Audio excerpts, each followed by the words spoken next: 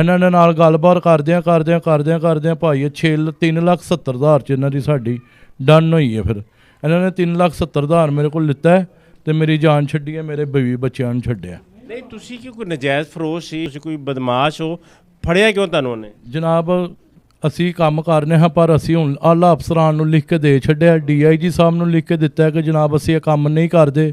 ਅੱਲਾ ਦੇ ਵੀ ਘਰ 'ਚ ਤੋਬਾ ਵੇ ਤਾਂ ਅਸੀਂ ਤੋਬਾ ਕਰਨੇ, ਮਾਫੀ ਮੰਗਣੇ, ਸਾਨੂੰ ਮਾਫੀ ਦਿੱਤੀ ਜਾਵੇ। ਕੀ ਕੰਮ ਕਰਦੇ ਸੀ ਤੁਸੀਂ ਪਹਿਲੇ? ਜਨਾਬ ਮੈਂ ਕਰਨਾ ਹਾਂ ਮੁਨਸ਼ਿਆਤ ਦਾ, ਪਰ ਹੁਣ ਬੜੀ ਦੇਰ ਹੋ ਗਈ ਮੈਨੂੰ ਛੱਡ ਦਿੱਤੇ। ਜਦੋਂ ਨਾ ਮੈਂ ਡਿੱਗ ਪਿਆ ਆ, ਮੈਂ ਮਜ਼ਦੂਰ ਜੀਰੋ ਨਾ ਹੋ ਗਿਆ, ਮੈਂ ਨਹੀਂ ਕਰਦਾ ਜਨਾਬ ਇਹ ਕੰਮ।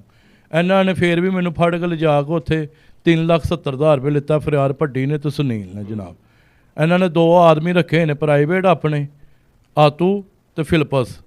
ਇਹ ਜਨਾਬ ਉਹ ਉੱਥੇ ਪੈਸੇ ਦੀ ਡਨ ਕਰਕੇ ਤੇ ਪੈਸੇ ਲਿਆ ਕੇ ਇਹ ਹੀ ਇਹਨਾਂ ਨੂੰ ਦਿੰਦੇ ਨੇ ਦੋਵੇਂ। ਫਿਲਪਸ ਤੇ ਆਤੂ ਜਿਹੜੇ ਨੇ ਇਹ ਵੀ ਪੁਲਿਸ ਕਾਂਸਟੇਬਲ ਨੇ, ਮੁਲਾਜ਼ਮ ਨੇ ਜਾਂ ਸਰਕਾਰ ਸਿਵਲ ਆਦਮੀ ਨੇ? ਸਾਰੇ ਪ੍ਰਾਈਵੇਟ ਹੀ ਨੇ।